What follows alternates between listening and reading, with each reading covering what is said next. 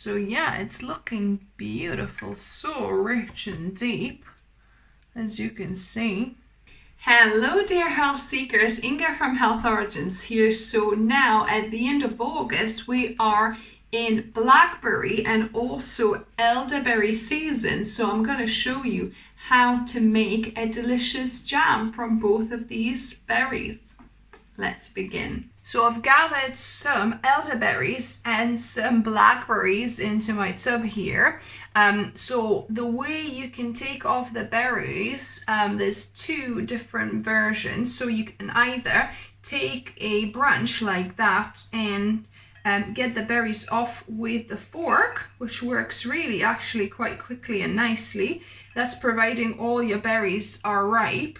If you've got some green ones, you might want to, you know, kind of pick them out because you want just ripe berries for your jam. So yeah, so I've got some green ones here, so I'm going to pick them out.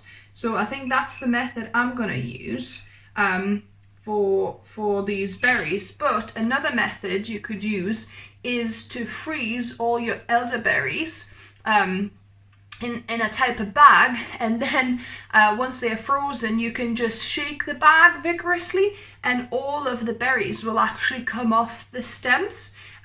So yeah, so whichever way you want. I just want to keep those fresh, so I'm just gonna use the fork method. Yeah, it's pretty fun actually. I've got just about 2/3 of a cup of elderberries in the end, and I've got about a cup of blackberries. Actually, I do have more blackberries, so I'll add a little bit of extra blackberries to make 2 cups of berries. So blackberries, they're fine, you don't need to wash them. The elderberries, I'm gonna just wash them and drain them. And actually, if you see some green berries here, you wanna fish them out. And also, I found some elderberries that were already kind of dried on the stick, so it's kind of like dried elderberries already, because you can use dried elderberries to make elderberry syrup or even jam, I believe. Jam, I would say probably better fresh ones, but I've added those dried elderberries in there as well, just to add a little bit extra volume here. So yeah, so I'm gonna just wash these and strain them through a sieve to get rid of any of the little kind of stems you can still kind of find like that. So you want to try and clean as much of the stems as you can. So I'm going to put this sieve to drain here the remaining water, and I'm gonna get a few more blackberries. I've got a heavy bottom pot here and 2 cups of my berries. So as you can see, it's a mix of the blackberries and elderberries.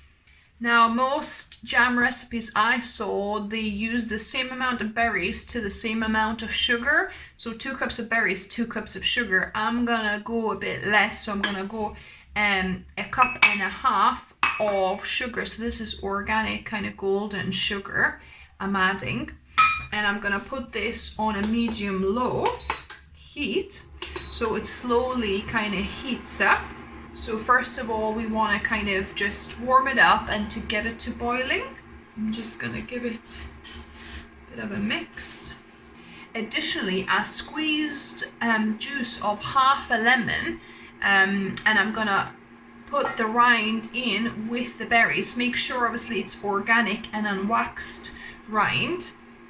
If you don't have something that's unwaxed, then you can follow the video I'll link above and below how to remove the wax from your lemon first.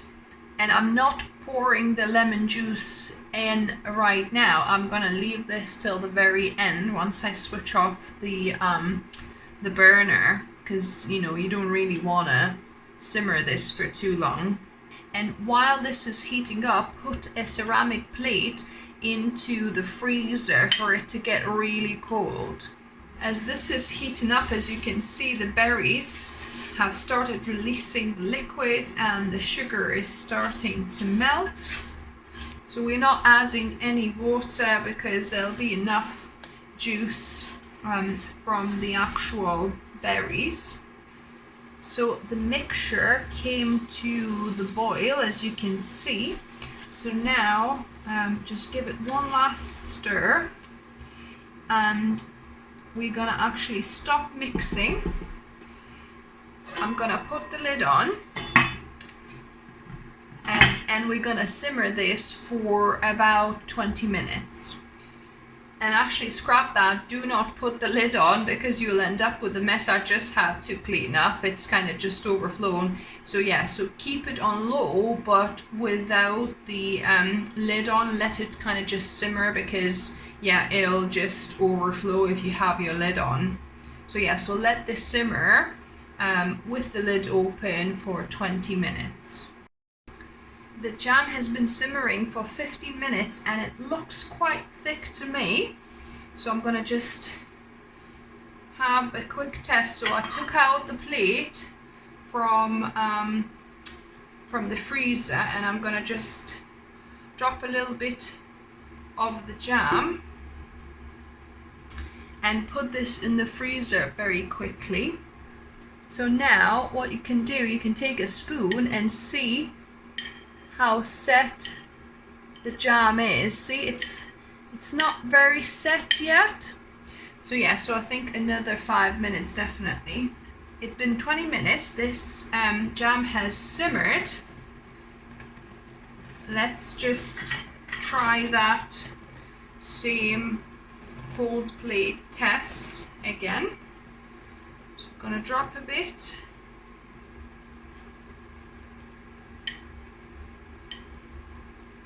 Yeah, so there's a tiny bit of rippling and skin forming when you kind of press it. Ideally you want to put this in the freezer for a couple of minutes, and then you push this, and if there's a bit of a skin, a bit of wrinkling happening, then that is a set jam. This one at the minute, it's actually looking quite good. It's a soft set jam, so depending how set you want it, maybe I'll give it another couple of minutes or so. So I've given it a couple more minutes, so I'm going to switch that off because I don't want this to start burning. And what we're going to do now, I'm going to just pour that lemon juice in.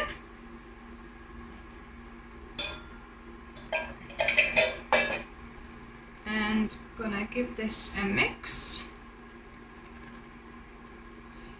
and we want to fish out the lemon rind. And now you need a clean jar. So if you're gonna can these for winter, make sure you disinfect this with hot water and bicarbonate of soda. You know, wash them properly, but we're just gonna eat this one soon, so it's just a regularly washed jar, and I'm just gonna pour it in.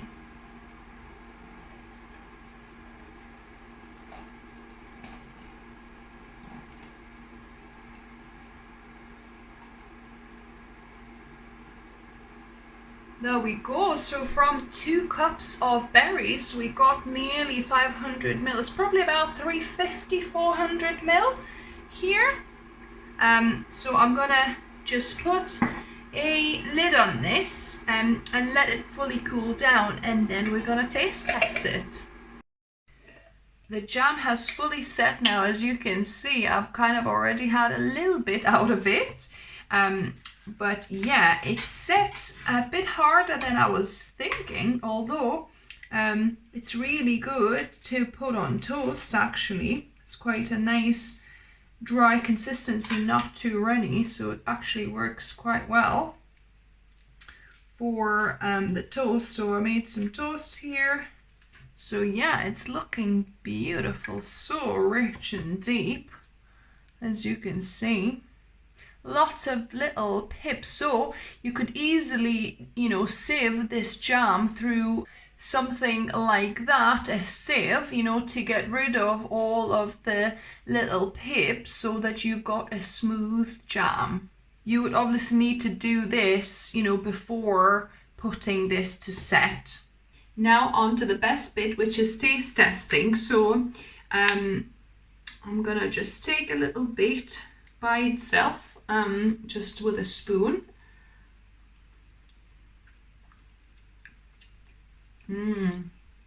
Wow, the flavor is so deep.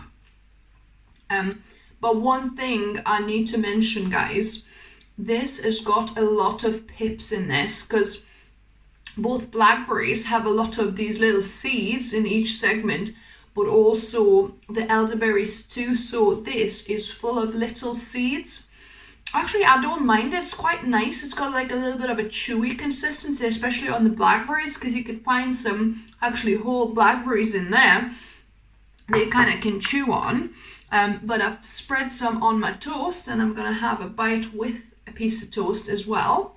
It is quite sweet, but then again, jams are. I only put 1.5 cups of sugar and 2 cups of berries. So potentially you could maybe even reduce it to 2 cups of berries and 1 cup of sugar. That might actually work, because this is really quite sweet, you know, and even that lemon juice that I added at the end didn't quite, you know, give that much of acidity. It's delicious, but it is very, very sweet actually. It's got the sourness somewhere there in between, but it's really delicious. It does have that kind of lovely additional flavor of that elderberry somewhere underneath. This is a really delicious toast, guys. So yeah, so let me know if you make this blackberry and elderberry jam. Yeah, so if you want to avoid the pips, if you don't like the little, you know, too many stones, you could always, you know, once it's boiled out for that 20 minutes, you could always just go through like a fine mesh sieve, like something like that, and just let, you know, let the even that one doesn't have to be very fine, you know, that will let the jam go through, but the pips should still stay in, hopefully. Or you know, try something a bit finer like this, where, you know, all the jam will come through, and then you'll leave the pips behind, and that way you can make a smooth jam, and then you can obviously jar it after that. So yeah, so let me know if you try this, what you thought of the flavor, the sugar content. Give me a thumbs up if you like the video. If you're new to the channel, welcome and subscribe for more videos. I upload at least one video for you guys every week, whether it's on plant-based recipes or healthy lifestyle tips. And as always, remember, food is fuel, so be mindful of what you put in your body. Until next time.